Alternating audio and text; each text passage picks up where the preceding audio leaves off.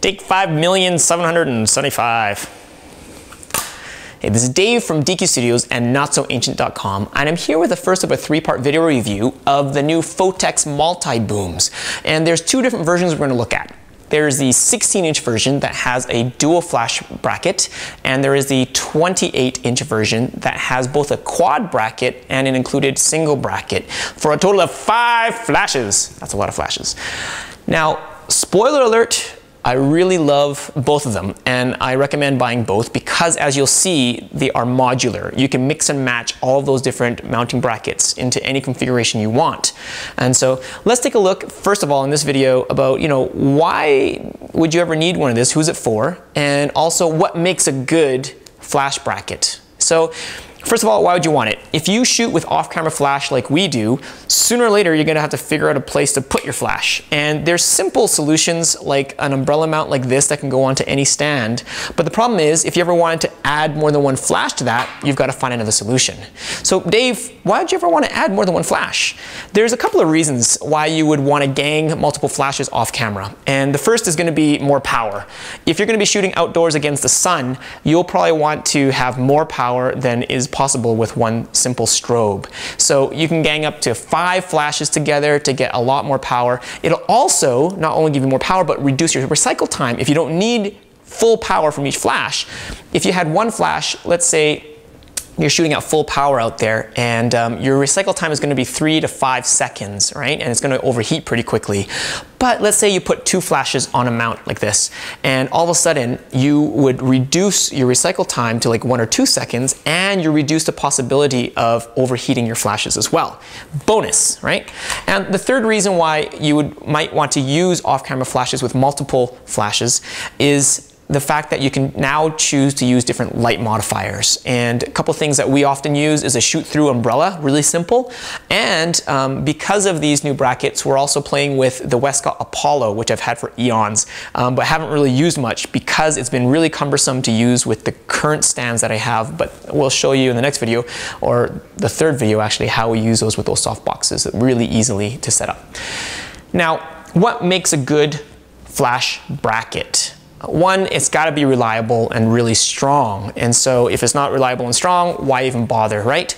It's got to be field serviceable. And so whether we're halfway around the world or in our backyard, I don't want to have to remember to bring a hex key so I can change the height or take it apart or tighten a screw that came loose, right?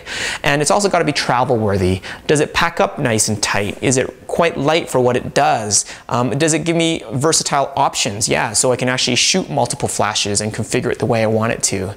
So those are some of the things that we have to watch for when we're looking for solutions, whether it's for flash mounts or for cameras or lighting gear that we use.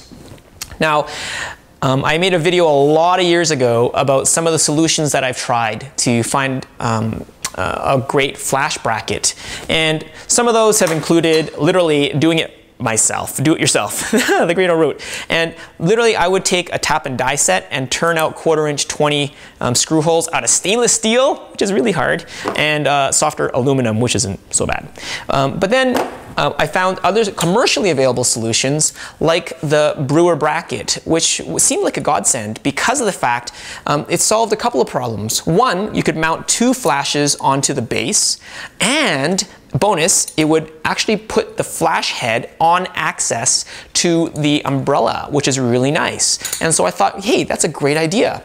The problem with the Brewer bracket is kind of my fault because I choose to standardize all of our flash mounting onto the 1/4" 20, not the hot shoe, because I find that the hot shoe is going to be the weak link, right? And so I like to have everything mounted via flash by the 1/4" 20 screws, which is the standard tripod socket.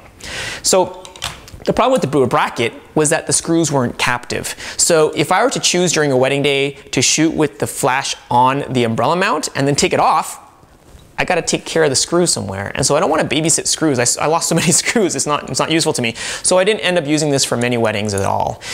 Great for studio shooters, but not so great for mine. And I don't know if the Brewer bracket's even available anymore. But yeah, there's other solutions out there that kind of fix that captive screw problem. This one's actually made all entirely of heavy-duty plastic by the cord company Paramount.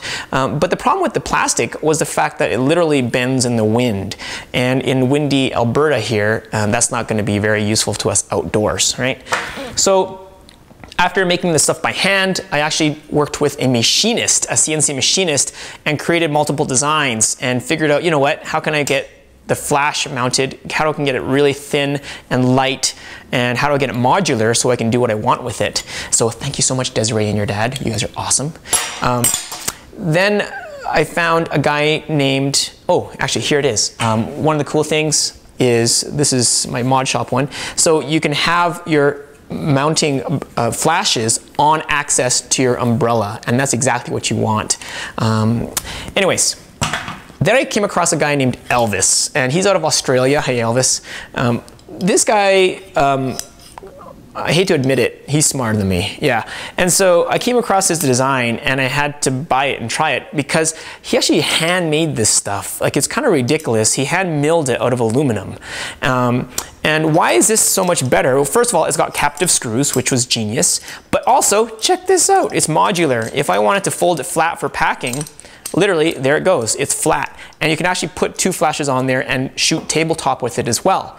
What's also very cool, he even made it even more modular in the fact that you could add a 3rd piece, and with the 3rd piece, you could lie your flashes down. And because he added some really smart things like a 1/4" 20 screw right in the middle there, you could mount it onto, let's say, a Manfrotto umbrella mount and have the access of the flash heads very close to the umbrella mount of the Manfrotto here too. So really smart. So I loved this for many years. The only caveat that I didn't like was the fact that when I used it, it would slowly start rattling, and probably because I'm pretty abusive when we're shooting weddings and we run a lot, right? And so it kind of wiggle out of position and I have to tighten it every so often, and especially when we're dealing with cold situations in winter and stuff like that. So that was one thing that I didn't quite like about that design. So what I found out was that Elvis consulted Photex on the design of the new multi-booms, and so I was very, very interested in checking these out. And so in the next video, we're going to look at what's in the box and how the 2 different versions compare.